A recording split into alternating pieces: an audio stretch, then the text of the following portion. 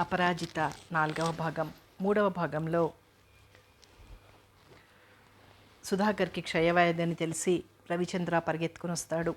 అందరూ కృంగిపోతారు. క్షయవ్యాధి తగ్గిన తర్వాత ప్రమీలనిచ్చి పెళ్లి చేయాలని భావిస్తారు, కానీ సుధాకర్ అందుకు అంగీకరించడు. కథ కొనసాగుతుంది. తనకు చేతనైనంత వరకు మేనత్త మేనమామలకు ధైర్యం చెప్పి సుధాకర్కి శతవిధాలా నచ్చజెప్పి కళ్యాణపురం బయలుదేరాడు రవిచంద్ర. కేశవశర్మ గారు కొడుకును చూడగానే అంత విచారంలోనూ కించిత్ ఆనందం అనుభవించారు. అసలు కొడుకు ఇప్పుడైనా వస్తాడని అనుకోలేదాయన. అలాంటిది అనుకోకుండా రవిచంద్ర వచ్చేటప్పటికి కొంత సంతోషం కలిగింది ఆయనకి. సుధాకర్ దగ్గరికి వెళ్ళొస్తున్నాను నాన్న అన్నాడు రవిచంద్ర తండ్రిని చూడగానే. ఎలా ఉంది సుధాకర్కి అని కేశవశర్మ గారు అడిగిన దానికి కాస్త నయంగానే ఉన్నదని చెప్పాడు. తల్లి కొడుకును చూసి గబుక్కున వచ్చి వాటేసుకుని, దేవుడు నన్ను అన్ని విధాలా చిన్నచూపే చూస్తున్నాడు రవి అంటూ అతని గుండెలో తలదాచుకుని ఏడ్చింది. ఏడవ వద్దమ్మా, సుధాకర్కి ఏమీ పర్వాలేదు, తొందరగానే కోలుకుంటాడు, మరేం భయం లేదు నిబ్బరంగా తల్లి నోదార్చాడు. కొడుకు ఓదార్పుతో శ్రీదేవమ్మ కొంచెం శాంతించింది. ఇద్దరూ కలిసి ప్రమీల గదిలోకి వెళ్లారు. కిటికీ దగ్గర నిల్చుని శూన్యంలోకి చూస్తూ ఏదో ఆలోచిస్తున్న ప్రమీల వీళ్ల రాకను గమనించలేదు. ప్రమీ, అన్నయ్య వచ్చాడమ్మా శ్రీదేవమ్మ అన్నది. ఉలిక్కిపడి వెనక్కి తిరిగి చూసింది ప్రమీల. ఆమె చెక్కిళ్లపై కన్నీటి చారికలు కట్టి ఉన్నాయి. ఏమీ తోచని స్థితిలో నిల్చుని ఉన్న రవిచంద్రను చూసి, వచ్చావా అన్నయ్య, ఆ మాయదారి జూలీ రానిచ్చిందా నిన్ను నిష్ఠూరంగా అన్నది. ఏడ్చి ఏడ్చి ఎర్రగా బాచి ఉబ్బిపోయిన కళ్ళు, పోషణ లేక చిందరవందరగా చెదిరిపోయి ఉన్న జుట్టు, కన్నీటితో మలినమైపోయి ఉన్న ముఖం. చెల్లెల్ని అలా చూడటం అదే మొదటిసారి రవిచంద్రకు. అసలే బాధపడుతున్న అతని సోదర హృదయం తల్లడిల్లిపోయింది. ప్రమీ ఆర్ద్రంగా ధ్వనించింది అతని గొంతు. అంతకంటే మరేమీ అనలేకపోయాడు. అన్నగారి పిలుపు వినగానే ఆపుకోలేని దుఃఖంతో బోరున ఏడ్చేసింది ప్రమీల.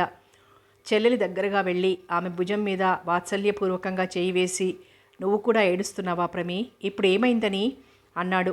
ఆవేదనతో అతని కంఠం పూర్తిగా రుద్ధమైంది. అన్నయ్య సుధాకర్ దగ్గరికి వెళ్ళి ఇటు వస్తున్నాడటమ్మా, ఆ అబ్బాయికి ఇప్పుడు కులాసాగానే ఉన్నదట అన్నది శ్రీదేవమ్మ. సుధా దగ్గరికి వెళ్ళొచ్చావన్నయ్య, సుధా ఏమన్నాడు?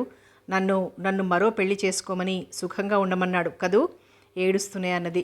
చచ, అలా ఏమీ అనలేదమ్మా, మిమ్మల్నంతా గాబరా పడకుండా ధైర్యంగా ఉండమన్నాడు. తను త్వరలో శానిటోరియం నుంచి తిరిగొస్తానని నీతో చెప్పమన్నాడు. విధి లేక అబద్ధం చెప్పేశాడు రవిచంద్ర. నిజమా అన్నయ్య? వీళ్ళంతా చూడు మరి, సుధా ఏదేదో అన్నట్టు నాకేవేవో అబద్ధాలు కల్పించి చెప్తున్నారు తల్లి వంక చూస్తూ అన్నది.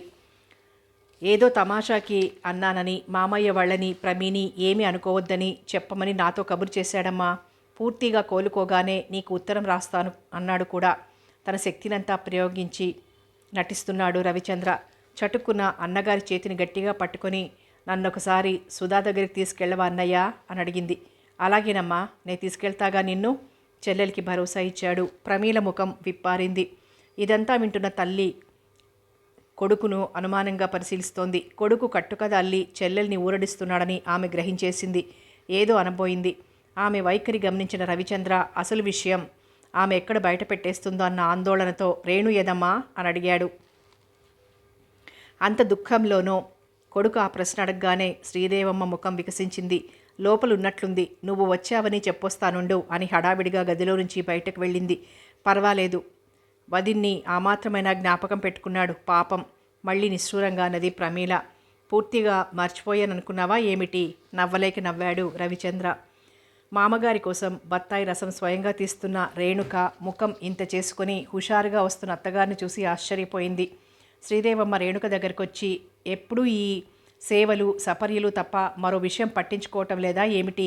అబ్బాయి వచ్చి అరగంటైనా అమ్మాయి గారికి హాల్లోకి రావటానికి వీలు పడలేదన్నమాట అన్నది మందలింపుగా. వారొచ్చారా అత్తమ్మా చేస్తున్న పని ఆపి మరింత ఆశ్చర్యంగా అడిగింది రేణుక. వచ్చాడు, సమయానికి నువ్వేమో ఈ విరాగిని వేషంలో ఉన్నావు. ఆ రసమేదో వంట మనిషి తీసి పట్టుకెళ్తుంది కానీ నువ్విలారా కోడలు చేయి పట్టుకుని తన గదిలోకి లాక్కెళ్ళింది. తన పెట్టెలో నుంచి ముత్యాల నగలు, తెల్లటి జరీ చీర తీసి కోడలికి అందించి, గబగబా ఇవి పెట్టుకొని ఆ చీర కట్టేసుకో, దేనికి ఉల్లాసము హుషారు లేనే లేవు, ఇదేం పిల్లమ్మా, మగాడి కంటికి ఏ ఆడదైనా తలదన్నేట్లు కనిపించాలి తెలుసా. నేను వయసులో ఉన్నప్పుడు మీ మామగారు కూడా ఎంతో ఎవతో భోగం దాని మీద మోజు పడితే 4 రోజుల్లో ఆయన మనసుని తిప్పేసుకున్నాను. అలా ఉండాలి కానీ చటుక్కున ఏదో పొరపాటు చేసినట్లు నాలిక కొరుక్కుంది శ్రీదేవమ్మ. తన తాపత్రయంలో కోడలికి చెప్పరాని విషయాలు కూడా చెప్పేస్తున్నానని స్ఫురణకొచ్చి తన మాటలు అంతటితో ఆపేసింది.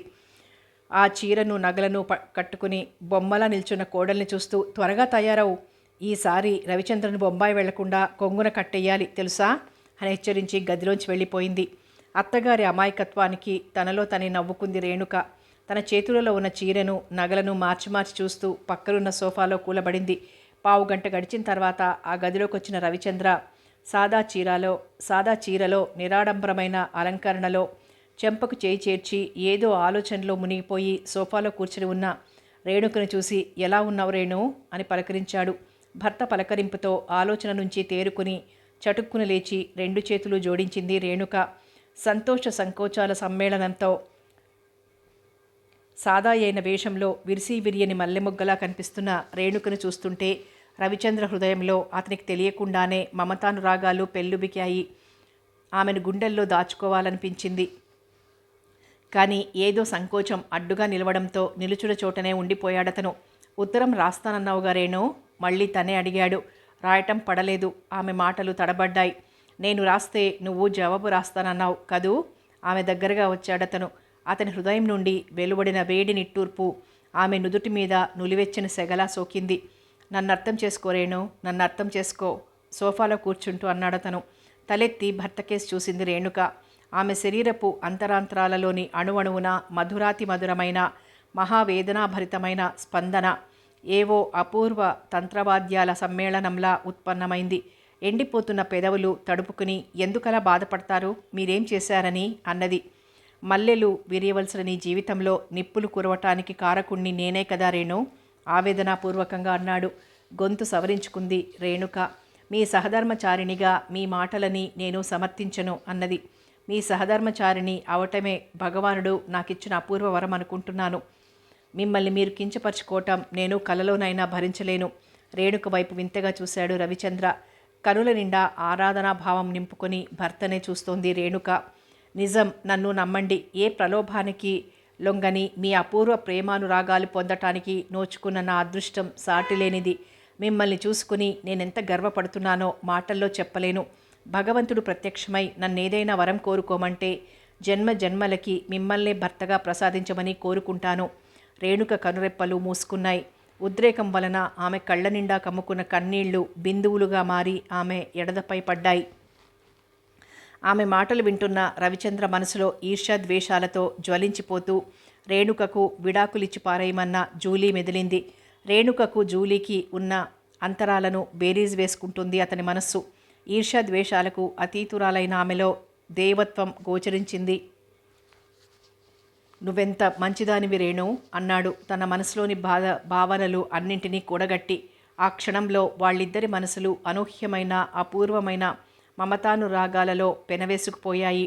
ఆత్మీయంగా ఒకరి కళ్ళల్లోకొకరు చూసుకుంటూ కొన్ని క్షణాల పాటు తన్మయావస్థలో ఉండిపోయారు వారిద్దరూ. ఆ తన్మయావస్థ నుండి ముందుగా తేరుకున్న రేణుక, చూడండి, మన ప్రమీ విషయం ఎంత విషాదంగా తయారైందో, ఎలా ఓదార్చాలో తెలియటం లేదు అన్నది మాట మారుస్తూ. ఇహలోకంలోకి వచ్చాడు రవిచంద్ర. ప్రమీల విషయం వినగానే నేను సుధా దగ్గరికి వెళ్ళొస్తున్నాను రేణు. ఇక్కడ కంటే స్విట్జర్లాండ్కి తీసుకెళ్లి ట్రీట్మెంట్ ఇప్పిస్తే మంచిదేమో అనిపిస్తోంది నాకు అన్నాడు విచారం గూడు కట్టుకున్న కంఠస్వరంతో. అలా అయితే త్వరగా తీసుకెళ్లి ట్రీట్మెంట్ ఇప్పించండి, ఎంత త్వరపడితే అంత మంచిది అన్నది ఆత్రంగా. శానిటోరియం డాక్టర్ని కన్సల్ట్ చేస్తే ఒక 10 రోజులు ఇక్కడ ప్రయత్నించి చూస్తామన్నారు. ఈలోపుగా పాస్పోర్ట్లు అవి ఏర్పాటు చేసుకుని స్విట్జర్లాండ్ తీసుకెళ్తాను అన్నాడు. త్వరగా ఏర్పాట్లు చేయించేయండి.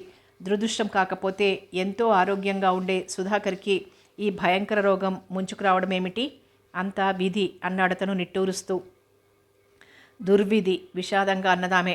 స్నానానికి నీళ్లు పెట్టించొస్తాను అని చెప్పి గదిలోంచి బయటకొచ్చింది. కోడలు తనిచ్చిన చీరా నగలు ధరించలేదని గమనించిన శ్రీదేవమ్మ విస్తుపోయింది. కోడలు తన మాటలను నిర్లక్ష్యం చేసిందన్న భావం మనసులో మెదలగా విసుగుతో ముఖం చిట్లించుకున్నదామె. ఆమె కనుల్లో కనిపిస్తున్న ప్రశ్నకి ఏం సమాధానం చెప్పాలో తోచక తల వంచుకుని అవతలికెళ్ళిపోయింది రేణుక. మల్లెల సీజన్ అయిపోవచ్చే రోజులు గనక చెట్లకు అక్కడక్కడ ఒక్కొక్క మొగ్గే కనిపిస్తూ మల్లెతోటంతా మబ్బు పట్టిన ఆకాశంలా ఉన్నది. రోజంతా విపరీతంగా గాడ్పులు సాగినందువలన ఆ ఆకులన్నింటి మీద దుమ్ము పేరుకొని రంగుమారినట్టు కనిపిస్తున్నాయి. తోటమాలి రంగన్న మొక్కలన్నింటికీ నీళ్లు పోస్తూ ఆకులపై స్ప్రేయర్తో నీళ్లు జల్లుతున్నాడు. తడిసిన మొక్కలు, ఆకులు నీరెండలో అదో విధంగా మెరుస్తూ చిరునవ్వు నవ్వటానికి ప్రయత్నిస్తున్నట్టు కనిపిస్తున్నాయి. ఆకుల మధ్య నుంచి తొంగి చూడటానికి ప్రయత్నిస్తున్న మొగ్గలు పరదాల చాటు నుంచి తొంగి చూస్తున్న ఘోషా సుందరీమణుల్లా అనిపిస్తున్నాయి. ప్రమీలకు తోట మధ్యలో పాలరాతి తిన్నెపైన కూర్చున్న ఆ దృశ్యాన్ని చూడటం అంటే ఎంతో ఇష్టం. కానీ ఇప్పుడు మాత్రం ఆమె చుట్టూ ఉన్న ప్రకృతితో తనకేం సంబంధమే లేనట్లు శూన్యంలోకి చూస్తూ కూర్చుంది. ఆమె ఎదురుగా ఉన్న తిన్నెపై చింతగా గంభీరంగా కూర్చుని ఉన్న రవిచంద్ర చెల్లెలికి ఎలా నచ్చచెప్పటమా అన్న ఆలోచనతో తనలో తనే తికమక పడుతున్నాడు. మొన్నటిదాకా సుధా నేను కలిసిమెలిసి ప్రాణంలో ప్రాణంగా మనసులో మనసులా మెలిగాం. ఇప్పుడు తను అస్వస్థతగా ఉంటే కనులారా చూసుకునే అర్హత కూడా లేదా అన్నయ్య నాకు? దీనంగా అడిగింది అన్నగారిని ప్రమీల. వివరించి చెప్పినా అర్థం చేసుకోలేవా ప్రమీ? ఇప్పట్లో సుధాకర్కి ఎలాంటి ఆవేశమో కలిగించే సంఘటనలు ఏవీ జరగకుండా జాగ్రత్త పడమని మరీ చెప్పారు డాక్టర్లు. ఇప్పుడు నేను తీసుకువెళ్తాననుకో, నిన్ను చూడగానే అతను ఇలా జరిగిందన్న ఆవేదనతో ఆవేశపడే అవకాశం ఉంది కదా, అదే ఆలోచిస్తున్నాను నేను. ఎంత దురదృష్టవంతురాలనన్నయ్యా నేను. నాకెందుకు ఇలాంటి పరిస్థితి కల్పించాడా దేవుడు? ఏ పాపం నా పాలిట ఇంత ఘోర శాపమైపోయిందో. కన్నీంటిని కొనగోట మీటుకుంటూ వాపోయింది ప్రమీల. బరువుగా బాధగా మూలిగింది రవిచంద్ర హృదయం. తనకు తాను నిగ్రహించుకోవటానికి కొన్ని క్షణాలు పట్టింది అతనికి.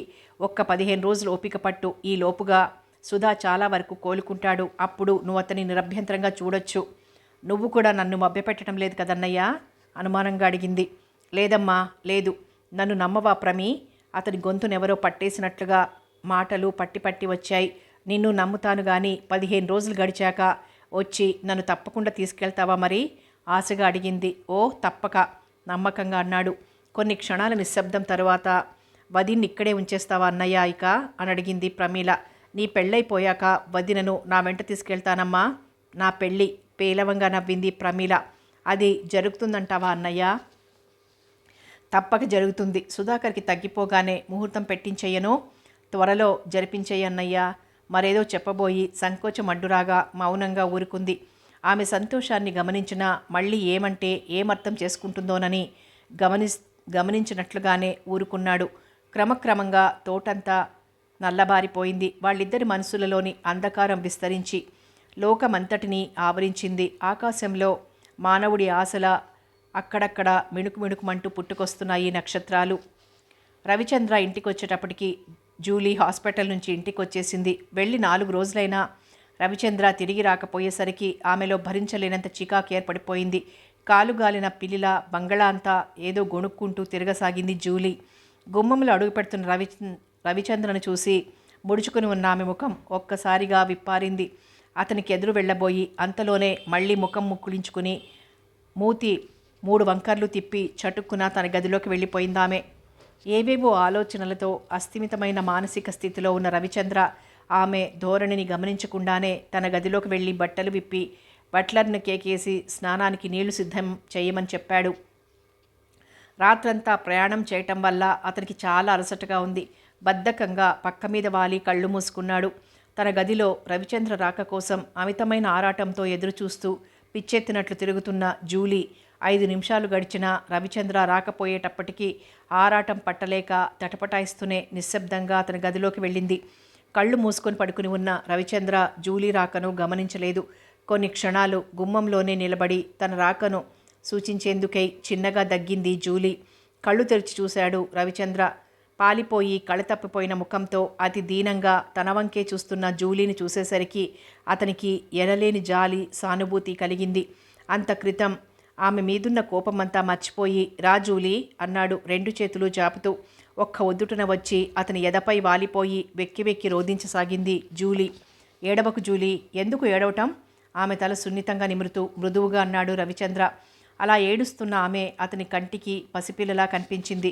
నువ్వు నన్ను విడిచి ఇండియన్ భార్య కోసం వెళ్ళిపోయావు కదూ చందర్. ఇదేనా మన ప్రేమానుబంధం? నన్ను ఈ స్థితిలో వదిలి వెళ్ళటానికి నీకు మనసలా ఒప్పింది? ఏడుస్తూనే ఆంగ్లంలో ఏదేదో గొణుగుతోంది జూలీ. ఆమె గొణుగుడు వింటుంటే మళ్ళీ చికాకు అనిపించింది రవిచంద్రకు. కానీ నెమ్మదిగానే ఆమెని అనునయించే ధోరణిలో తప్పనిసరిగా వెళ్ళాలని చెప్పలేదా జూలీ అన్నాడు. తప్పనిసరిగా ఉండాలని నేను అనలేదా? లేచి కూర్చుని మూర్ఖంగా అంది. రవిచంద్ర ఏమీ మాట్లాడలేదు, మౌనంగా ఉండిపోయాడు. నువ్వు మాట్లాడలేవులే, నాకు తెలుసు. నీ ఇండియన్ భార్య కళ్ళబొల్లి కబుర్లకు నువ్వెప్పుడూ లొంగిపోయావని నాకు బాగా తెలుసు. మనసును పూర్తిగా మార్చేసి మనిషి అణువణువును వశం చేసుకోవటంలో మీ ఇండియన్ లేడీలు ఎంత సిద్ధహస్తులో ఇప్పుడు ప్రత్యక్షంగా తెలుస్తోంది కసిగా అన్నది జూలీ. రవిచంద్ర మనసు చివుక్కుమన్నది. మౌనంగానే ఉండిపోదామని ప్రయత్నించి విఫలమయ్యాడు. పిచ్చిగా ఆలోచించకు జూలీ, ఆమె నువ్వు ఊహించుకునే ఈర్ష్యాద్వేషాలకు అతీతురాలు అన్నాడు కటువుగానే. జూలీ కళ్ళు ఎర్రబడ్డాయి. ఏదో నగ్న సత్యం తెలుసుకున్నట్లు చిన్నగా నవ్విందామే. ఆ నవ్వు భయంకరంగా కనిపించింది రవిచంద్రకు. బయటపడిపోయావు చూసావా నువ్వు? ఏ మోజు లేకుండానే ఆవిడ మీద ఇంత అభిమానం పెరిగిపోయిందా నీకు? ఆమె మీద బాగా మోజు పెంచుకుని అది నాకు తెలియకుండా కప్పెడుతున్నావు చందర్. నువ్వు ఎంతగా దిగజారిపోయావు. నువ్వే సర్వస్వం అనుకుని స్వదేశాన్ని ఆత్మబంధువులను వదులుకొని నీతో వచ్చేశానే. నువ్వు నాకు చూపించే విశ్వాసం ఇదా? ఆవేశంతో వణికిపోతూ హెచ్చు స్థాయిలో అరుస్తోంది జూలీ. విపరీతమైన కోపావేశాలతో వణికిపోతూ లేచి కూర్చున్నాడు రవిచంద్ర. అతని కళ్ళు జూలీని దహించేట్లుగా చూశాయి. జూలీ, తక్షణం నా ఎదుటి నుంచి వెళ్ళిపో, లేకపోతే నిన్నేం చేస్తానో నాకే తెలీదు. వెళ్ళు, గుమ్మం వైపు వేలితో చూపిస్తూ అన్నాడు. అతని రౌద్రాకారం చూసి హడలిపోయింది జూలీ. ఆవేశానికి భయం తోడుకాగా ఆమె శరీరం విపరీతంగా వణుకుతోంది. పిడికిళ్ళు గట్టిగా బిగించి మనిషి నిలువెల్లా కంపించిపోతూ వికృతంగా ఒక్క వెర్రికేక పెట్టింది. అప్పటికి ఆమె వైపు చూసిన రవిచంద్ర ఆందోళనగా లేచి గబగబా ఆమె దగ్గరికి వెళ్ళాడు. అప్పటికే చైతన్యం చాలా వరకు కోల్పోయిన ఆమె శరీరం అతని చేతులలో వాలిపోయింది. కొడుకు వచ్చి వెళ్ళిన దగ్గర నుంచి శ్రీదేవమ్మ కోడలితో ముభావంగా మసలసాగింది. తను చక్కగా మెరుపు తీగలా అలంకరించుకొని భర్తని వశపరుచుకోమని హితవు చెప్తే దాన్ని సుతారాము పట్టించుకోకుండా నిర్లక్ష్యం చేసినందుకు ఆమెకు ఒళ్ళు మండిపోయింది. రవిచంద్ర మళ్ళీ ఇంత త్వరలో బొంబాయి బయలుదేరి వెళ్ళిపోయాడంటే దానికి కోడలే చాలా వరకు కారణమన్న భావం ఆమె మనసులో స్థిరపడిపోయింది. రేణుక తనకై తానుగా అత్తగారిని పలకరించబోయినా ఆమె పుల్ల విరిచినట్లు మాట్లాడుతూ సూటిపోటి మాటలు, నిష్ఠూరాలతో కూడిన సమాధానాలిస్తూ రేణుకను చిన్నబుచ్చుతోంది. అన్నగారు వెళ్ళిన దగ్గర నుంచి ప్రమీల ధోరణి మరీ నిర్లిప్తంగా అయిపోయింది. ఎవరితోనూ ఎక్కువగా మాట్లాడదు. రోజంతటిలో ఏ కొన్ని నిమిషాలో తన గదిలో నుంచి బయటకు వస్తుంది. అది అత్యవసరమైతేనే. సక్రమంగా తిండి కూడా మానేసిందామే. ఒక పూట 4 మెతుకులు కొరికితే మరో పూట ఎంత బలవంత పెట్టినా తినేదే కాదు. వేళకు తిండి నిద్ర లేకపోవటం వల్ల పైత్యం ఎక్కువై వాంతులు కూడా పట్టుకున్నాయి ఆమెకు. ఎవరెన్ని విధాల ఓదార్చినా ఆమె దుఃఖం ఉపశమించడమే లేదు. ఆ వేళ వాంతులయ్యి బాగా నీరసపడిపోయిన ప్రమీల తలను తన ఒళ్ళో పెట్టుకోమని ఆమె ముంగురులను సున్నితంగా సర్దుతూ, ఇలా అయితే ఎలాగమ్మా ప్రమీ? మీ అన్నయ్య గారు త్వరలో అన్ని విషయాలు సవ్యంగా జరిగిపోయే ఏర్పాట్లు చేస్తానని, నువ్వు అసలు దిగులే పెట్టుకోవద్దని మరీ మరీ చెప్పి వెళ్ళారుగా. ఆయన మాట మీద కూడా నమ్మకం లేదా నీకు? అన్నది రేణుక వాత్సల్యపూర్వకంగా. 2 క్షణాల పాటు వదినగారి కళ్ళల్లోకి అదో రకంగా చూసి రెప్పలు చటుక్కున వాల్చేసింది ప్రమీల. మీ ఆయన మీద నమ్మకం పెట్టుకోమంటావన్నమాట నన్ను, అన్నది నిస్పృహగా నిట్టూరుస్తూ. చిరునవ్వు నవ్వింది రేణుక. మీ అన్నయ్య గారి సంగతి నీకు తెలియదా?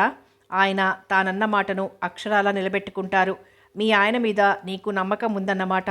అక్షరాల భారత నారీత్వానికి ప్రతినిధివి నువ్వే వదినా. కానీ నా పరిస్థితి ప్రస్తుతం కాస్త విషమంగా పరిణమించేట్లుంది. ప్రమీల పెదవులపైన చిరునవ్వు ఏదో తెగింపుని, నిర్లక్ష్యాన్ని వ్యక్తం చేసింది. కష్టసుఖాలు కావడి కుండలమ్మా ప్రమీ, వాటికి మానవులెవ్వరూ అతీతులు కాలేరు. నువ్వు మరీ ఇంత విరక్తి పెంచుకోవడం మంచిది కాదమ్మా. నేనెంత కష్టంలో ఉన్నానో నీకు తెలిస్తే నువ్వింత తేలిగ్గా ఇలా అనలేవొదినా. నన్ను అసహించుకుంటావు. ప్రమీల మాట కాస్త తడబడింది. నిర్ఘాంతపోయింది రేణుక. ఆ క్షణంలోనే ఆమె మనసేదో కీడును శంకించింది. ఏమిటమ్మా ప్రమీ, ఏమైంది ఇప్పుడు? ఆందోళనగా ఆదుర్దాగా అడిగింది. వదినగారి చేతిని తన చేతిలోకి తీసుకుని గట్టిగా పట్టుకుంది ప్రమీల. ఆమె చేతి నరాలు వణకటం గమనించింది రేణుక. నేనిప్పుడు గర్భవతినేమోనని అనుమానంగా ఉందొదినా, పూడుకుపోయిన కంఠంతో అన్నది ప్రమీల.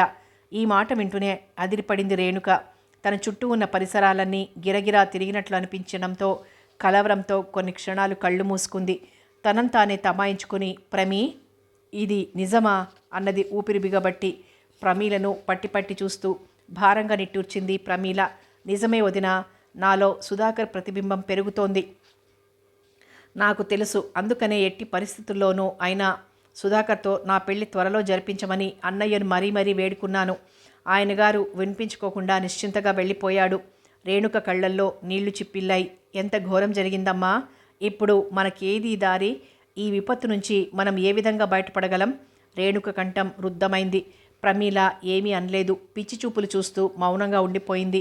అమ్మకు నాన్నగారికి ఈ విషయం తెలిస్తే, ఈ మాటలు అంటుంటే విపరీతమైన భయంతో రేణుక గుండె వణికింది. తెలియకుండా ఎలా ఉంటుందోదినా? తెలుస్తుంది. ఏం జరగాలో అది జరుగుతుంది. విధికి మనమెవరము కర్తలం కాదుగా. నీకంత భయం ఎందుకు? నిశ్చలంగా అంటున్న ప్రమీల వైపు ఆశ్చర్యంగా చూసింది రేణుక.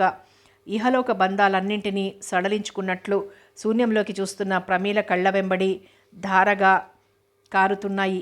ఆమె ఒడిని తడిపేస్తున్నాయి కన్నీళ్లు.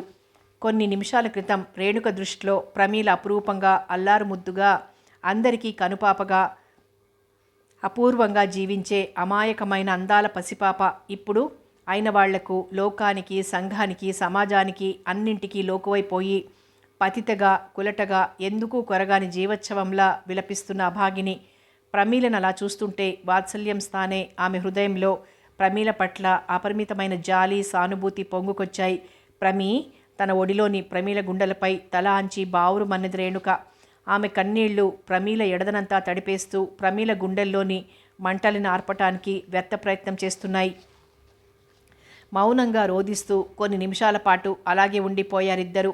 ఇంతలో ఆ గదిలోకొచ్చిన శ్రీదేవమ్మ విలపిస్తున్న ఆ వదినా మరదళ్లను చూసి మొదట విస్తుపోయి, తర్వాత కళ్ళల్లో నిప్పులు కురిపిస్తూ చూసింది. ఏమిటే ఈ అవకతవక పనులు? అసలే అనారోగ్యంగా ఉన్న ఆ పిల్ల గుండెల మీద పడి ఏదో మునిగిపోయినట్లు ఏమిటా వాపోవటం? బుద్ధి లేదు అంటూ ఈసడించింది కోడలనుద్దేశించి. మెల్లగా తేరుకొని తన ఒళ్ళోని ప్రమీల తలను నెమ్మదిగా తీసి దిండు మీద పెట్టి తలవంచుకుని లేచి నిల్చుంది రేణుక. సరిదిద్దుకోవటం చేతకాదు గాని శోకాలు పెట్టడం బాగా చేతనవును ఎత్తి పొడుపుగా అన్నది శ్రీదేవమ్మ మళ్ళీ. కన్నీటిని కొనగోట మీటుకుంటూ తల్లికేసి చూసింది ప్రమీల. కొంతకాలం నుంచి రేణుక పట్ల శ్రీదేవమ్మ ప్రవర్తన గమనిస్తున్న ఆమెకు పూర్తిగా వివేకం కోల్పోయి, మంచి చెడు తెలుసుకోకుండా అసభ్యంగా మాట్లాడుతున్న తల్లిని చూస్తుంటే తగని చికాకు పుట్టుకొచ్చింది. ఆపదలో ఉన్న ఈ ఆడపడుచుడు ఓదార్చే అంతస్తు లేవా అమ్మా వదినకు అని అడిగింది గంభీరంగా. ఇలా పైబడి ఏడుస్తూ ఓదారుస్తారా ఎవరైనా? బొత్తిగా హద్దు పద్దు లేకుండా పోతోంది మనుషులతో. తన మనసులోని అక్కసంతా మాటల్లో వ్యక్తీకరించింది శ్రీదేవమ్మ. లేచి కూర్చుని నీరసంగా పేలవంగా నవ్వింది ప్రమీల. అవునమ్మా, నిజంగానే హద్దులు లేకుండా పోయాయి. హద్దు మీరు ప్రవర్తించిన నీ కూతురికి నువ్వేం శిక్ష విధిస్తావో చెప్పమ్మా అన్నది నిదానంగానే. శ్రీదేవమ్మకు కూతురి మాటలకు అర్థం బొత్తిగా బోధపడలేదు. అయోమయంగా కూతురిని గుచ్చిగుచ్చి చూసింది. నీ కూతురికి నువ్వు స్వయాన ఏ శిక్ష విధించలేవు. అందుకనే నాకు సరైన శిక్ష ప్రకృతే విధించింది ధైర్యాన్ని కూడగట్టుకుంటూ అన్నది. ఏమిటి ప్రమీ, ఏమైంది ఇప్పుడు? అయోమయంగానే అడిగింది శ్రీదేవమ్మ. వదినగారితో చెప్పినంత సంకోచరహితంగా అసలు విషయం తల్లికి చెప్పలేకపోయింది ప్రమీల. తల్లి ముఖం చూడలేనట్లు కళ్ళు దించుకుంది. ఏమైందో నువ్వైనా చెప్పరాదు? రేణుక కేసి తిరిగి విసురుగా అడిగింది శ్రీదేవమ్మ. వెంటనే మాట్లాడలేకపోయింది రేణుక. నిన్నే అడుగుతున్నది రెట్టించింది శ్రీదేవమ్మ. మన ప్రమీ తను గర్భవతినంటోంది సన్నగా గొడుగుతున్నట్లుగా చెప్పింది రేణుక. ఏమిటి నువ్వు చెప్తున్నది? ఏమిటి? తన చెవులను తానే నమ్మలేకపోయిందామె. ఈలోగా ధైర్యం పుంజుకున్న ప్రమీల తల్లివైపు చూడకుండానే, వదిన చెప్పింది నిజమేనమ్మా అంది మెల్లగా. ప్రమీ కోపం, ఉక్రోషం, ఆవేశం, ఆవేదన ఒక్కుమ్మడిగా ఆమెను ఆవరించగా గొంతు చించుకున్నట్లు అరిచింది శ్రీదేవమ్మ. ఏదో ఉత్పాతం జరుగుతున్నట్లు బెదిరిపోయారు రేణుక, ప్రమీల ఇద్దరు. ఆమె ప్రమీల దగ్గరగా వచ్చి ఆమె భుజం పట్టుకుని కుదిపేస్తూ, ఇది నిజమా? ఇంత పని చేసావా నువ్వు? ఇంత పని చేసావా? నిలదీసినట్లు అడిగింది. సన్నగా రోధించటం తప్ప మరేమీ సమాధానం చెప్పలేదు ప్రమీల. హే భగవాన్, ఏం సరి రోజులు దాపురించాయి ఈ కుటుంబానికి? ఇన్ని అనర్థాలు ఏ శాప ఫలితంగా దాపురిస్తున్నాయి? ఇవన్నీ చూస్తూ బ్రతికుండమని నా నొసటను ఎందుకు రాసిపెట్టాడో భగవంతుడు. ఇలా కుమిలి కుమిలి ప్రతిక్షణం చావ్వలసిందేనా నేను? ఎందుకు నా బ్రతుకు? ఎందుకు? ప్రమీల భుజం విడిచేసి చేతితో నెత్తిని కొట్టుకుంటూ వాపోసాగింది శ్రీదేవమ్మ. కుళ్ళి ఏడుస్తున్నారు రేణుక, ప్రమీల. ఈ విషయం మీ నాన్నగారికి తెలిస్తే నిన్ను నన్ను బ్రతికనిస్తారా? అసలు ఆయన బ్రతుకుతారా? ఈ తలవంపును ఆయన తట్టుకోగలరా? అయ్యయ్యో, ఇంత బ్రతుకు బ్రతికి మమ్మల్ని ఏ గోతిలో దూకి చావమన్నావు? ఇలాంటి సిగ్గుమాలిన పని ఎలా చేశావు? నువ్వు కూతురివి కాదు, మా పాలిట మహమ్మారివి. ఎలాంటి రోజులొచ్చాయి మాకు? విపరీతమైన దుఃఖం వల్ల గుండెదడ ముంచుకొచ్చేసింది శ్రీదేవమ్మకు. సోఫాలో కూలబడి ఆయాసంతో రొప్పసాగిందామె కళ్ళు మూసుకొని. కొంతసేపు గడిచాక కళ్ళు తెరిచి ప్రాణాల మీదికే ముప్పు వచ్చేసింది. ఇప్పుడు దీనికి ఏదైనా మార్గం ఆలోచించాలి. సులువుగా రెండో కంటికి తెలియకుండా బెడద తీరిపోయే దారి కనిపెట్టాలి అన్నది ఆయాసపడుతూనే. ప్రమీల, రేణుక ఇద్దరూ పరస్పరం సాలోచనగా చూసుకున్నారు. రోజులు ఇలా వచ్చాయి. ఇలాంటి పనులు కూడా చెయ్యమని దేవుడు నా నుదుట రాశాడు. ఏం చెయ్యను? అనుభవించకేం చెయ్యను? ఇలాంటి పాపం ఈ వంశంలో కలనైనా జరుగుతుందని అనుకోలేదు నేను. ఇప్పుడు నా కళ్ళ ముందే జరుగుతుంటే పిడిరాయిలా చూస్తూ కూర్చున్నాను. ఎందుకు ఈ బ్రతుకు? రాలిపోకూడదు? ఆ అదృష్టం కూడా నాలాంటి దానికి శక్తినంతటినీ కూడదీసుకుని మరీ వాపోతోంది శ్రీదేవమ్మ. ఎవరైనా ఈ విషయాన్ని విని రచ్చకెక్కిస్తారేమోనన్న భయం లేకపోతే ఆమె రోజుల తరబడి అలా వాపోతూనే ఉండేదేమో. కానీ త్వరలోనే ఆమె మౌనం వహించింది. అతి ప్రయత్నం మీద ఏదో అస్పష్టంగా గొణుక్కుంటూ గదిలో నుంచి వెళ్ళిపోయింది. ఆమె వెళ్ళిన వైపే చూస్తూ ప్రతిమలా ఉండిపోయారు వదిన మరదళ్ళిద్దరూ. నా కంఠంలో ఊపిరుండగా ఈ పని చేయనమ్మా. కావాలంటే నాకింత విషమిచ్చి చంపేసి నీ పీడ విరగడ చేసుకుని నీ వంశానికి అప్రతిష్ట దాపురించకుండా చేసుకో. కూతురి మాటలతో అవాక్కై అలా నిలబడిపోయింది శ్రీదేవమ్మ. ఆమె కళ్ళల్లో నిప్పులు కురిశాయి. ఇంత సిగ్గుమాలిన దానిలా తయారయ్యావేమే? పెళ్లి కాకముందే తల్లివై సిగ్గు ఎగ్గు లేకుండా లోకం ముందు నిలబడతావా? ఎంత ధైర్యం, ఎంత తెగింపు! ఇవన్నీ ఎక్కడి నుంచి వచ్చాయే నీకు? దెబ్బతిన్న పులిలా హుంకరించింది ప్రమీల. మారు మాట్లాడలేదు. అటువైపు తిరిగి నిల్చుంది. నిప్పులాంటి వంశానికి నీ మూలంగా నలుగురిలో నగ్గుబాట్లు సంభవించవలసిందేనా? పరువు, ప్రతిష్ట ప్రాణంగా మెలిగిన ఈ కుటుంబాన్ని నీ కళంకంతో అంధకార కూపంలోకి తోసేస్తావా? తల్లి తండ్రి మీద కించిత్తైన గౌరవం, అభిమానం ఉంటే ఈ మందు వెంటనే వేసుకో. చేతిలో ఉన్న మందు పొట్లాలను ముందుకు చాచి చూపిస్తూ అన్నది శ్రీదేవమ్మ. విషనాగును చూసినట్లు తల తిప్పి ఆ పొట్లాల కేసు చూసింది ప్రమీల. కానీ వాటిని అందుకోలేదు. తాతయ్య, అమ్మమ్మ మీద నీకు బోలెడు గౌరవం ఉంది కదమ్మా అని అడిగింది తల్లిని. మా కాలంలో ఈ విడ్డూరాలని ఎరగం తల్లి. ఇప్పటి వరకు తల్లిదండ్రులు గీచిన గీటు ఎన్నడూ దాటి ఎరగం. అమ్మమ్మ నన్ను ఈ పళంగా నిలువునా చంపేయమంటే చంపేయగలవా నువ్వు? సహజంగానే అడిగింది. నోరు మూసుకో. ఏమిటా అప్రాచ్యపు మాటలు? జరిగిన దానికే గుండె పగిలి చస్తుంటే ఇంకా ఈ చావు బ్రతుకులు కూడానా? మండిపడింది శ్రీదేవమ్మ. నిర్లిప్తంగా నవ్వింది ప్రమీల. చూడమ్మా, నీ బిడ్డకు చావు అన్న ఊహతోనే నువ్వింత కంట తడిపెడుతున్నావే. నా బిడ్డను నా చేతులారా చంపుకోమని చెప్తున్నావు. నాకెంత బాధగా ఉంటుందో ఆలోచించావా అమ్మా? ప్రమీల మాటలు వింటుంటే కూతురికేదో దయ్యం పట్టినట్లు అనిపించింది శ్రీదేవమ్మకు. బిడ్డట బిడ్డ, పెళ్ళి పేరంటం లేకుండానే బిడ్డట. ఆ బిడ్డ మీద మమతలు, మమకారాలు. చివరికి నా కడుపుని ఇంత సిగ్గుమాలిన దానివి పుట్టినందుకు నేను సిగ్గుపడుతున్నాను. కర్మవశాత్తు పెళ్లి కాకముందే బిడ్డ పుడితే ఇంకా ఆ తల్లి తన బిడ్డను అనుకోనక్కర్లేదనేగా నువ్వనేది? ప్రపంచంలో అన్నింటికంటే మాతృహృదయం దివ్యమైందని అంటారు. దానికి కూడా మార్పులు, చేర్పులు, మొహమాటాలు, తలవాటాలు ఉన్నాయని ఇప్పుడిప్పుడే తెలుస్తోంది వ్యంగ్యంగా అంది ప్రమీల. ఆ మాటతో శ్రీదేవమ్మ ఆవేశం తారాపతాన్నంటింది. మహాతల్లి, తెగించిన వాళ్లకు తెడ్డేలింగం అన్న సామెతను ప్రత్యక్షంగా రుజువు చేస్తున్నావు నువ్వు. ఇంత హీనత్వానికి దిగజారిన నీతో మాట్లాడాలన్నా నాకు తగని రోత పుడుతోంది. చిచి, పేలవంగా నవ్వింది ప్రమీల. నన్నెందుకమ్మా అంత అసహించుకుంటావు? చావు బ్రతుకుల మధ్య కొట్టుమిట్టాడుతున్న నా భర్త ఈ గండం గడిచి బయటపడతాడో లేదో తెలీదు. ఒకవేళ విధి చిన్నచూపు చూస్తే నాకు మిగిలేది నా కడుపులో పెరుగుతున్న ఆయన ప్రతిబింబమే కదమ్మా? దీనంగా అడిగింది తల్లిని. శ్రీదేవమ్మ మాత్రం కించిత్తైనా చలించలేదు. ఇలాంటి అర్థం పర్థం లేని వాగుడు ఇక కట్టిపెట్టు. ఒక్క మాట విను. ఏది ఏమైనా సరే నేను ఈ భూమి మీద బ్రతకాలని నీకున్నట్లయితే నువ్వు ఈ మందు వేసుకొని తీరాలి, తప్పదు, ఖచ్చితంగా చెప్పింది. ప్రమీల చూపుల్లోని దీనత్వం క్షణంలో కనుమరుగైంది. దాని స్థానే కఠినత్వం, తీవ్రత చోటు చేసుకున్నాయి. చెయ్యి తల్లి ముందుకు చాచి, సరే ఇవ్వు, గర్భశోకం నీకు నాకు రాసిపెట్టి ఉంది, మనిద్దరం ఏకంగా అనుభవిద్దాం అన్నది. శ్రీదేవమ్మ మందివ్వలేదు. కళ్ళు విప్పార్చి కూతురికేసి చూస్తూ ఉండిపోయింది. ప్రమీ, ఇదేనా నీ నిశ్చయం? మెల్లగా అడిగింది. ఆమె గొంతులో వేడి వాడి పూర్తిగా తగ్గిపోయాయి. నీరసంగా ధ్వనించింది ఆమె కంఠస్వరం. అవునమ్మా, ఈ నిశ్చయమే 100కి 100 పాళ్ళు నీ పరువు ప్రతిష్టను కాపాడగలదు. లోకులు కాకుల్లా పొడుస్తారమ్మా నిన్ను. సమాజం నిన్నొక చీడ పురుగులా చూస్తుంటే నా మనసెలా భరిస్తుంది? మీ నాన్నగారే నిన్ను వెలివేసి తరిమేస్తుంటే నేనెలా చూడగలను?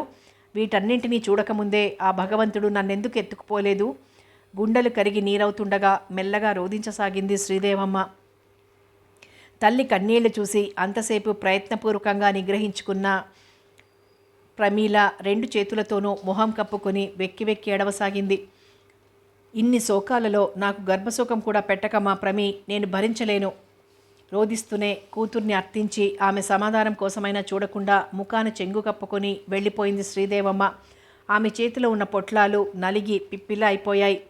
మంచం మీద పడుకుని ఏదో పుస్తకం చదువుకుంటున్న రవిచంద్ర జూలీ స్పర్శతో పక్కకు చూశాడు. అతని పక్కలో కూర్చొని అలవోకగా అతని గుండె మీదికి వాలిపోయింది జూలీ. పుస్తకాన్ని టేబుల్ మీద పెట్టి అతి సున్నితంగా ఆమె చుట్టూ చేయివేశాడు రవిచంద్ర. ఏమిటన్నట్లు ఆమె కళ్ళలోకి చూశాడు. ఈ మధ్య మనం నైట్ క్లబ్ వైపే చూడలేదు. కనుబొమ్మలు పైకెత్తి కళ్ళు చక్రాల్లో తిప్పుతూ మురిపెంగా అన్నది జూలీ. పాప పుట్టాక వెళ్దాం, ఇప్పుడు కుదరదుగా మరి? అనునయంగా ఆమె ముంగురులు మునివేళ్లతో సవరిస్తూ అన్నాడు రవిచంద్ర. ఆహా, అప్పటి వరకు ఎందుకు, ఈ వేళే ఈ రాత్రే వెళదాం మారాం చేస్తున్నట్లు అన్నది. ఇప్పుడా, ఈ పరిస్థితిలోనా? వింతగా మాట్లాడుతున్నావేమిటి జూలీ? ఆశ్చర్యంగా అన్నాడు రవిచంద్ర. వింత ఏముంది దీంట్లో? ఇది నా గాఢమైన కోరికే. డాక్టర్ ఏం చెప్పిందో గుర్తుందా? ఓ, గుర్తులేకేం, బాగా గుర్తుంది. ఎక్కువగా స్ట్రెయిన్ తీసుకోవద్దు అన్నది. అంతేగా, డ్యాన్స్ చేయటం అంటే స్ట్రెయిన్ కాదు, మనోల్లాసం కలిగించే మధురమైన వినోదం. ఆమె కళ్ళు అతని కళ్ళల్లోకి మత్తుగా చూశాయి. తేలిగ్గా నవ్వాడతను. అంతా నీ పిచ్చి. నువ్వు ఇప్పుడు డ్యాన్స్ చేయటం బొత్తిగా తగని పని. అయినా నాకిప్పుడు క్లబ్కి వెళ్ళాలనిపించటం లేదు. ఇప్పటికీ హాయిగా విశ్రాంతిగా నిద్రపో, మరోసారి చూద్దాం. అతని మీద నుంచి చివాలన లేచి నిలబడింది జూలీ. అయితే నువ్వు హాయిగా నిద్రపో, నేనొక్కదాన్నే క్లబ్కి వెళ్తాను కోపంతో విసురుగా అన్నది. రవిచంద్రకు విసుగు పుట్టింది. మాట్లాడకుండా ఊరుకున్నాడతను. ఇండియన్ భార్యను చేసుకున్నాక అయ్యగారికి అన్నింటి మీద ఆసక్తి పూర్తిగా తగ్గిపోయింది. అంత మోజు నావిడ్ని వదిలిపెట్టి ఇక్కడికి ఎందుకు వచ్చావు అసలు? ఉక్రోషం ముంచుకొచ్చేసింది జూలీకి. చరచర గదిలో నుంచి బయటికి వెళ్ళిపోయింది. కొన్ని నిమిషాలు గడిచాక గేటు దగ్గర కారు స్టార్ట్ అయిన చప్పుడు వినిపించి ఉలిక్కి పడ్డాడు రవిచంద్ర. మూర్ఖంగా ఒంటరిగా క్లబ్కి బయలుదేరిన ఆమె మీద తీవ్రమైన కోపం వచ్చింది అతనికి. ఆ కోపంలోనే ఫిట్స్ వచ్చే మనిషి ఒంటరిగా వెళ్తే అక్కడ ఏమైనా ప్రమాదం జరిగితే అన్న ఆందోళనతో తత్తరపడుతూ డ్రెస్ చేసుకుని బయటకు వచ్చి ట్యాక్సీ స్టాండ్ వైపు నడిచాడు రవిచంద్ర. అతను ట్యాక్సీలో తాము ఎప్పుడూ అలవాటుగా వెళ్లే నైట్ క్లబ్ చేరుకునేటప్పటికీ జూలీ వెళ్ళి గంటకు పైగా అయిపోయింది. లోపలికి అడుగు పెడుతుండగా రవిచంద్రను బాగా ఎరుగున్న క్లబ్ ప్రొప్రైటర్ అతన్ని చూసి విష్ చేశాడు. తను విష్ చేసి ముందుకు నడిచాడు రవిచంద్ర. లోపల హాల్లో క్యాబరే డ్యాన్స్ హుషారుగా జరుగుతోంది. నేల మీద నిలవకుండా అర్ధనగ్నంగా ఉన్న శరీరంలోని ప్రతి కండరాన్ని నేర్పుగా కదిలిస్తూ ప్రేక్షకులను కవ్విస్తూ చురుకుగా ఉల్లాసంగా నాట్యం చేస్తోంది డాన్సర్. మధువు మత్తులో ఉన్న మగువలు మగవాళ్ళు కూడా వెకిలిగా ఆ డాన్సర్ వెనక పడుతూ ఆమె గాలి సోకినంత మాత్రానే మహా ఆనందాన్ని అనుభవిస్తున్నారు. కొంతమంది జంటలు జంటలుగా పెరవేసుకొని మత్తుగా ఊగుతూ స్లో మోషన్లో డాన్స్ చేస్తున్నారు. డాన్సర్ రవిచంద్రన్ చూసి రివ్వున అతని ముందుకు వచ్చి బుగ్గ మీద అలవోకగా చిటికేసింది. చటుక్కున బూజు దులుపుకున్నట్లు చెంపను దులిపేసుకున్నాడు రవిచంద్ర. 30 సెకండ్లకు ఒక మారు రంగు మారుతున్న లైట్ల వెలుగులో అతని కళ్ళు జూలీ కోసం వెతుకుతున్నాయి. డ్యాన్స్ హాల్లో నుంచి రూముల వైపుకి నడిచాడతను. కొన్ని రూముల తలుపులు మూసి ఉన్నాయి, కొన్ని ఖాళీగా ఉన్నాయి. ఓరగా తలుపులు వేసి ఉన్న ఒక రూమ్లోంచి కిలకిలా నవ్వు వినిపించి చెవులు రిక్కించాడతను. ఆ నవ్వు మళ్ళా వినిపించింది. రూమ్ ముందుకు వెళ్ళి ఓరగా వేసిన తలుపుల గుండా లోపలికి చూశాడు.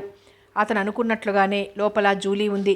సోఫాలో కూర్చుని ఉన్న విలియం ఒళ్ళో పడుకుని ఉన్న జూలీ అతను చక్కిలిగింతలు పెడుతుంటే పరవశత్వంతో కిలకిలా నవ్వుతోంది. 2 క్షణాలు తన కళ్ళను తానే నమ్మలేకపోయాడు రవిచంద్ర. కళ్ళు 2 సార్లు మూసి తెరిచి చూశాడు. విలియంని కూడా గుర్తించిన అతను ఇక ఒక్క క్షణం కూడా అక్కడ నిలబడలేదు. చటుక్కున వెనుదిరిగి యువతలకొచ్చి తల వంచుకుని కలలో వస్తున్నట్లు గబగబా బయటకు వచ్చి ట్యాక్సీ ఎక్కేశాడు. కహాజానా సాబ్? డ్రైవర్ 3 సార్లు ఆ ప్రశ్న వేశాక ఘర్ జావ్ అన్నాడతను కళ్ళు మూసుకునే. ట్యాక్సీ ఇంటివైపు వెళ్తుంటే రవిచంద్ర బుర్ర గిర్రును తిరగసాగింది. తాను ప్రాణ సమానంగా ప్రేమించిన జూలీ జారిణియా? ఆ ఆలోచనతోనే అతని మనసు అపరిమితమైన ఉద్వేగంతో ఊగిపోతోంది. ఈ పళంగా కళ్యాణపురం వెళ్ళిపోతే చింతాక్రాంతమై ఉన్న విచారవదనంతో దీనంగా తనను అర్థిస్తున్న థామస్ గుర్తుకొచ్చాడు. మతిస్థిమితం లేని జూలీ అవివేకంగా ప్రవర్తించినా నువ్వేం పట్టించుకోకు చందర్. ఆమెకి ఏమాత్రం ఆవేశం కానీ ఉద్వేగం కానీ వచ్చినా వెంటనే ఫిట్స్ వచ్చే ప్రమాదం ఉంది. మాటిమాటికి ఫిట్స్ వస్తే ప్రాణానికే ముప్పు రావచ్చు. ఇప్పుడు తను కళ్యాణపురం వెళ్ళిపోతే జూలీ ఆవేశంతో శివమెత్తిపోతుంది. ఆవేశంలో ఆమెకు ఫిట్స్ వస్తాయి. దాని మూలంగా ఆమె ప్రాణం కోల్పోతే వద్దు వద్దు. వెంటనే ఎదురు తిరిగింది అతని అంతరాత్మ. ఆమె ప్రాణం పోవటానికి నువ్వు కారకుడివి కాకూడదు అని హెచ్చరించింది. ప్రమాద స్థితి దాటిపోయే వరకు చీడపురుగు లాంటి ఈ జూలీని బలవంతంగా భరించాల్సిందే, తప్పదు. అతని నిశ్చయానికి వచ్చేసరికి ట్యాక్సీ ఇంటి ముందాగింది. ట్యాక్సీ బిల్లు చెల్లించేసి లోపలికొచ్చి తన గదిలోకి వెళ్ళబోతుండగా థామస్ ఎదురొస్తూ జూలీ ఎక్కడ చందర్ అని అడిగాడు. థామస్ వైపు చూడకుండానే ముందుకు వెళ్ళబోతున్న రవిచంద్ర జూలీ ఎక్కడా అని అతను మళ్ళీ అడగటంతో జూలీ నైట్ క్లబ్లో విలియంతో ఉంది అన్నాడు. మిన్ను విరిగి మీద పడ్డట్లు అదిరిపడ్డాడు థామస్. అతని ముఖం ఒక్కసారిగా పాలిపోయింది. జూలీని క్షమించు చందర్, జూలీని క్షమించు. థామస్ అనబోయిన మాటలు అతని గొంతులోనే ఉండిపోయాయి. అప్పటికే తన గదిలోకి వెళ్ళిపోయాడు రవిచంద్ర. తన తలనెవరో ఒక్కసారిగా నరికేసినట్లు ఫీల్ అయ్యాడు థామస్. మనోనిబ్బరం, ఆత్మవిశ్వాసం లేకుండా విలాసాలకు బానిస అయిన తన చెల్లెల్ని ఒక భయంకర పిశాచిలా ఊహించుకుని కోపంతో పళ్ళు పటపటా కొరికాడు. ఆమెకు సోదరుడై పుట్టినందుకు తనంతానే తీవ్రంగా అసహించుకున్నాడు. ఎందుకు ఇలాంటి బ్రతుకు? విరక్తిగా అనుకున్నాడు. బ్రతుకు అన్న పదంలో అతనిలోని డాక్టర్ మేలుకున్నాడు. ఇప్పుడు ఏదైనా జరిగితే జూలీ ఇక బ్రతికే అవకాశం ఉండదు. ఈ ఆలోచన రావటంతో నీరసంగా వెనుదిరిగాడు థామస్. రవిచంద్ర గది దగ్గరగా వచ్చి అతని కాళ్ళు ఆగిపోయాయి. సంకోచంతో కుచించుకుపోతూ తెరిచి ఉన్న గది తలుపుల గుండా లోపలికి తొంగి చూశాడు. కుర్చీలో కూర్చుని ముందున్న టేబుల్పై తల అంచి ముఖం అటువైపు తిప్పుకొని ఉన్నాడు రవిచంద్ర. అతను కూర్చున్న తీరే అతనిలో రగులుతున్న దావానలం లాంటి ఆవేదనను స్పష్టం చేస్తోంది. విషాదంగా నిట్టూరుస్తూ కళ్ళు మూసుకున్నాడు థామస్. తనకిలాంటి అత్యంత విషమ పరిస్థితిని కల్పించిన భగవానుని ఎదుట దీనిని భరించే శక్తి ఇవ్వు భగవాన్, నాకు భరించగల శక్తినివ్వు అని మనసులోనే పదే పదే వాపోతూ వేడుకున్నాడు. ఒక నిమిషం తర్వాత మెల్లగా లోపలికి వెళ్ళాడు. టేబుల్ పక్క దూరంగా నిలబడి తన ఒంట్లో ఉన్న శక్తినంతా కూడదీసుకుని చందర్ అన్నాడు. గొంతు స్వాధీనం కాలేదు, మాట బయటికి రాలేదు. దీర్ఘంగా నిట్టూర్చి పెదాలను ఒకసారి నాలుకతో తడుపుకొని చందర్ అని మళ్ళా పిలిచాడు. ఈసారి అతని గొంతు పలికింది. అతని పిలుపు విని రవిచంద్ర తలెత్తాడు. చింత నిప్పుల్లా ఉన్నాయి రవిచంద్ర కళ్ళు. అతని చూపు తనను నిలువుగా దహించేస్తున్నట్లు అనిపించింది. నిలువునా కంపించిపోయాడు థామస్. ఏమిటి? నిర్లిప్తంగా అడిగాడు రవిచంద్ర. నీతిమాలిన నీ చెల్లి ప్రవర్తనకు సంజాయిషి ఏమిటి? రవిచంద్ర నోటితో పలికిన 3 అక్షరాలు వందల మాటలతో కలిసి థామస్ మనసుని తూట్లు పొడుస్తున్నాయి. అప్రయత్నంగా 2 చేతులు జోడించాడు థామస్. క్షమించు చందర్, మమ్మల్ని క్షమించు, అస్పష్టంగా గొణిగాడు. టేబుల్ మీద నుంచి లేచి కుర్చీకి చేరబడ్డాడు రవిచంద్ర. కూర్చో థామస్ అన్నాడు పొడిగా. థామస్ కూర్చోలేదు. గొంతు సవరించుకుని తను చెప్పదలుచుకున్నది తగ్గు స్థాయిలో చెప్పసాగాడు. నీతిని ప్రాణ సమానంగా చూసుకునే నువ్వు జూలీని జన్మజన్మలకు క్షమించలేవని నాకు తెలుసు చందర్. క్షమ అడిగే అర్హత కూడా నాకు లేదు. ఇక అడిగి నిన్ను విసిగించను. కానీ జూలీ డెలివరీ మరో వారం రోజుల్లో అయిపోతుంది. ఈ డెలివరీ ఆమెకు ఆఖరు ఘడియలాంటిది. ప్రసవ సమయంలో ఆమెకు ఫిట్స్ వచ్చిందంటే ఇక ప్రాణాలు నిలిపే అవకాశం చాలా తక్కువ. ఒకవేళ విధివశాత్తు ఆమె క్షేమంగా బ్రతికి బయటపడినట్లయితే త్వరలో విడాకులు ఇచ్చేద్దువు కానీ ఆమెనిక ఎట్టి పరిస్థితుల్లోనూ ఇక్కడ ఉంచను. కాలిఫోర్నియా పంపించేస్తాను. నన్ను విశ్వసించు చందర్. నేను సాక్షిగా ఉండి నీకు జూలీ చేత విడాకులు ఇప్పించేస్తాను. నిజం చందర్, ఇది నిజం. థామస్ నుదుటి మీద చెమట దట్టంగా పట్టింది. ఊపిరి పీల్చుకోవటానికి కూడా వ్యవధి లేనంత వడివడిగా మాట్లాడేస్తున్నాడతను. ఆ మాటలలో నిస్పృహ, నిస్సహాయత, సిగ్గు, సంకోచం, అంతులేని అనుతాపం, ఆరాటపూరితమైన అభ్యర్థన ఇమిడి ఉన్నాయి. థామస్ కేసు చూస్తున్న రవిచంద్ర అతని మాటలకు అడ్డమొస్తూ ఇక చెప్పొద్దు థామస్ అన్నాడు. మాట్లాడటం టక్కున ఆపేసి తల వంచుకొని నిలబడిపోయాడు థామస్. అతని మనసు కించపడి కుచించుకుపోయింది. గుండె నిమిషానికి 100 సార్లు కొట్టుకుంటోంది. వాళ్ళిద్దరి మధ్య 2 క్షణాలు మౌనం రాజ్యమేలింది. చివరికి దీర్ఘంగా నిట్టూర్చి, నీ చెల్లెలి ప్రాణానికేమీ భయం లేదు థామస్. ఆమె మరణానికి నేనెప్పటికీ కారకుణ్ణి కాలేను అన్నాడు రవిచంద్ర. గంభీరంగా నిశ్చలంగా ధ్వనించింది అతని కంఠం. తలెత్తి రవిచంద్ర వైపు చూశాడు థామస్. హఠాత్తుగా ప్రత్యక్షమైన దైవాన్ని చూసినట్లు ఉజ్వలంగా వెలిగాయి థామస్ కళ్ళు. నువ్వు భగవంతుడివి చందర్, నువ్వు భగవంతుడివి. నిన్నింకెప్పుడు ఏమీ అడగను గద్గదమైన కంఠంతో అన్నాడు. ఇక ఒక్క క్షణం కూడా అక్కడ నిలవకుండా తడబడే అడుగులతో గదిలో నుంచి బయటకు నడిచాడు. వెళుతున్న థామస్ కేసి చూస్తున్న రవిచంద్రకు ఆర్ద్రత నిండి ఉన్న కళ్ళలతో చూశాడు. థామస్కి తెలీదు, ఇంకొకసారి తిరిగితే రవిచంద్ర కేసి చూడగల సాహసం అతనిలో లేసమైనా లేదు. నందివర్ధనం చెట్టు దగ్గర నిల్చుని విరియబోతున్న మొగ్గల కేసి చూస్తూ ఆలోచన నిమగ్నురాలై నిలబడి ఉన్న రేణుక అత్తగారి రాకను గమనించనే లేదు. వచ్చి పక్కనే నిల్చుని 2 నిమిషాలైనా తన ఉనికిని గమనించని కోడల్ని చూసి ముఖం చిట్లించింది శ్రీదేవమ్మ. 2-3 సార్లు దీర్ఘంగా నిట్టూర్చింది. ఆమెకు వినపడుతుందన్న ఊహతో. కానీ ఇహలోకాన్నే మర్చి ఉన్న రేణుక అత్తగారి ఉనికి గ్రహించలేదు. అమ్మ రేణు చివరికి తనే పిలిచింది. ఆ పిలుపు ఆమెకే కొత్తగా అనిపించింది. ఆమె కోడలిని అలా వాత్సల్యపూర్వకంగా పిలిచి వారం రోజులైంది. అత్తగారి పిలుపుతో ఉలిక్కిపడి ఇటు తిరిగింది రేణుక. కన్నీటి చారికలతో మలినమై చిన్నబోయి ఉన్నది రేణుక ముఖం. దీర్ఘంగా నిట్టూర్చింది శ్రీదేవమ్మ. ఏమత్తమ్మా? కొన్ని క్షణాలు గడిచాక అడిగింది. ఇలా కూర్చో. తాను పక్కనే ఉన్న పాలరాతి తిన్నపై కూర్చొని తన పక్కనే కూర్చోమని సైగ చేస్తూ అన్నది శ్రీదేవమ్మ. తిన్నె అంచు మీద సంకోచంగా కూర్చుంది రేణుక. చివరికి మన పరిస్థితి ఎలా పరిణమించిందో చూశావా? అత్తగారి మాటలకేం సమాధానం చెప్పాలో తోచలేదు రేణుకకు. మౌనంగా నిట్టూర్చింది. ప్రమి ఏమంటున్నదో విన్నావా? శ్రీదేవమ్మ మాట తొట్టుపడింది. వినలేదన్నట్లు తలాడించింది రేణుక. కోడలి ముందు ఇలాంటి పరువుహీనమైన ప్రస్తావన తేవటానికి ఆమెకు మహా బిడియంగానూ అభిమానంగానూ ఉంది. కానీ తప్పనిసరైన పరిస్థితి. ఒక పట్టాన విడివడిని గొంతును బలవంతంగా పెకిలించుకొని పాఠం చెప్తున్నట్లుగా పెళ్లికి ముందే బిడ్డను కంటుందట. లోకాన్ని లోకుల్ని తను వీసమెత్తైనా లెక్క చేయదట. రేపా సుధాకర్ మాత్రం ఈ బిడ్డ తల్లిని పెళ్లాడటానికి ఒప్పుకుంటాడా? ఆ సుగుణమ్మ వాళ్ళాయన మాత్రం ఈవిడ్ని కోడలిగా అంగీకరిస్తారా? ఆ పుట్టబోయే బిడ్డ సుధాకర్ బిడ్డనని మనస్ఫూర్తిగా ఎవరు నమ్ముతారు? చివరికి సుధాకర్ అయినా నమ్మగలడా? అయినా బిడ్డ పుట్టాక ఇంకా పెళ్ళేమిటి? ఈ పాడు జబ్బుతో ఆ పిల్లాడు గుటుక్కుమంటే సుధాకర్ తప్పక బ్రతుకుతాడత్తయ్యా. మన ప్రమి ఎప్పటికీ సుమంగళిగానే ఉంటుంది. అత్తగారి మాటకు మధ్యలోనే అడ్డొచ్చి అన్నది రేణుక. అనుమానంగా కోడలి కేసు చూసింది శ్రీదేవమ్మ. ఆ పిల్లకి తంతంతా నువ్వు నూరు పోసింది కాదు కదా అన్నది గతుక్కుమన్నది రేణుక. నాకేం తెలియదత్తయ్యా. ప్రమీ వాదన వింటుంటే ఒక విధంగా సమంజసమే అనిపిస్తోంది అంతే అన్నది కంగారుగా. ప్రమీల వాదన నీకు సమంజసంగా ఉంది కనుక ఇక నుంచి ప్రమీ భారం నీ పైన మోపవలసి వస్తోంది. కోడలిగా ఈ కుటుంబ ప్రతిష్ట నువ్వైనా కాపాడాలి, తప్పదు అన్నది శ్రీదేవమ్మ గంభీరంగా. అత్తగారి మాటల అంతరార్థం బోధపడక ఆమె కేసి నిశితంగా చూసిన రేణుకకు ఆమె చూపులు శూలాల్లా తనకు గుచ్చుతున్నట్లు కనిపించాయి. అన్ని విధాలా కలిసి వచ్చేట్లు నేను ఉపాయం ఆలోచించాను. కొంచెం మెలకుగా మసులుకుంటే అంతా సవ్యంగా తేలిపోతుంది. ఏమిటా ఉపాయం అన్నట్లు కుతూహలంగా చూసింది రేణుక. ఇప్పుడు ప్రమీల ఉన్న పరిస్థితిలో నువ్వు నిలబడాలి. అటు ప్రమీకి కళంకము తప్పిపోవాలి, ఇటు అబ్బాయి టక్కున దారికొచ్చేయాలి. నువ్వు గర్భిణి అని ఈవేళే రవిచంద్రకు ఉత్తరం రాయించేస్తాను. రేణుక నెత్తి మీద భయంకరమైన పిడుగు పడినట్లయింది. కళ్ల ముందు ఒక్కసారిగా గాఢాంధకారం అలుముకున్నట్లనిపించింది. ఎవరో బలిష్టమైన ఉరితాటిని తన మెడకేసి గట్టిగా బిగిస్తున్నట్లు ఉక్కిరి బిక్కిరైపోయిందామె. ఏమిటలా పిచ్చి చూపులు చూస్తావు? కబుర్లు చెప్పటమేనా ఏమిటి? రెట్టించింది శ్రీదేవమ్మ.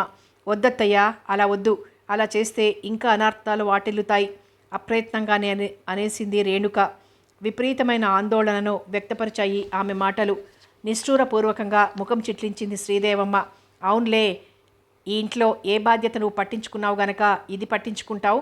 ప్రమీ అంటే అంత ప్రేమ ఒలకబోస్తావే, అది సర్వనాశనమైపోతుంటే చూస్తూ ఊరుకోవటమేనా నీ ప్రేమ? కోపంగా అడిగింది. వేటగాడి దెబ్బ ఆయువు పట్టుకు తగిలినట్లుగా విలవిలా తన్నుకుంది రేణుక హృదయం. ఏం చెప్పను, ఎలా చెప్పను, ఏమని చెప్పను? మూగగా రోధిస్తున్న ఆమె హృదయస్పందన నరనరాలలోనూ ప్రాకుతుండగా చైతన్యం కోల్పోయి పడిపోతానేమో అన్న భయంతో నందివర్ధనం కొమ్మను గట్టిగా పట్టుకుందామే.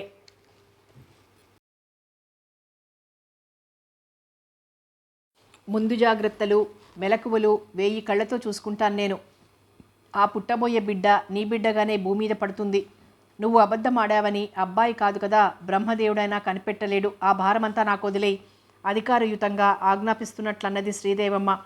అలా చేయటం ఇప్పటికంటే క్లిష్ట పరిస్థితులకు దోహదం చేస్తుందత్తయ్యా అనలేక అన్నది రేణుక. అయితే నువ్వు ప్రమీ చావునే కోరుకుంటున్నావన్నమాట. కన్న కడుపు కాబట్టి అల్లాడుతున్నాను కానీ నీకెందుకుంటుంది అభిమానం దాని మీద? శ్రీదేవమ్మ గొంతులో కర్కసత్వం తొంగి చూసింది. అత్తయ్య వెర్రిగా కేకేసింది రేణుక. అలా అనకండి అత్తయ్య, అలా అనకండి వేడుకుంటున్నట్లుగా అన్నది. అయితే నేను చెప్పినట్లు విను. ఈ కుటుంబ శాంతి సౌఖ్యాల కోసమే ఏరి కోరి నిన్ను కోడలిగా చేసుకున్నాను. ఈ సందర్భంలో ఈ భారమంతా వహించటం నీ కనీస బాధ్యత. దీన్ని నువ్వు నిర్వర్తించవలసిందే, తప్పదు. ఈ పూటే రవిచంద్రకో ఉత్తరం రాయించి అంతా పకడ్బందీగా జరిగిపోయేట్లు నేను చూసుకుంటాను, నన్ను నమ్ము. ఇక చెప్పవలసిందంతా అయిపోయినట్లు సోఫాలో నుంచి లేచి బయటకెళ్ళిపోయింది శ్రీదేవమ్మ. వెళ్ళిపోతున్న అత్తగారిని పిలిచి ఏమేమో చెప్పాలని మహా ఆరాటపడింది రేణుక. కానీ గొంతుకేదో అడ్డుపడినట్లయి ఒక్క పలుకైనా వెలువడలేదు ఆమె నోటి నుంచి. ఆమె కళ్ళ ముందు గతమంతా గిర్రున తిరుగుతూ పెద్ద పెద్ద మంటల జ్వాలలు నాల్కలు చాస్తూ తనను దహించి బూడిద చేయటానికి పైపైకి వస్తున్నట్లు అనిపించగా దుర్భరమైన ఆవేదనతో కుమిలిపోతూ తల రెండు చేతులలోనూ పెట్టుకుని విలపిస్తూ ఉండిపోయింది రేణుక. మరో భాగంలో మళ్ళీ కలుసుకుందాం.